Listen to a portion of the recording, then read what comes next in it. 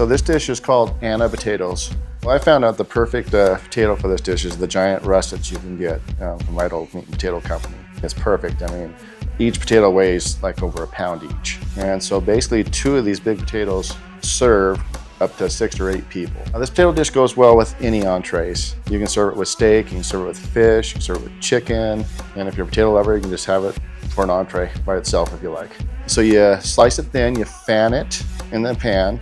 So there's 4 fans which fit across this 9 by 12 inch pan or casserole dish if you like. Put a little chicken stock up to the top of the potatoes, and then we put some parchment paper and some aluminum foil over it, and then we bake it 375 to 400 degrees for about an hour till the potatoes are tender. You pull the potatoes out, you drain most of the chicken stock off, minus about a 1/4 inch, and then you top the potatoes completely with Parmesan cheese, chopped parsley, and paprika for the garnish.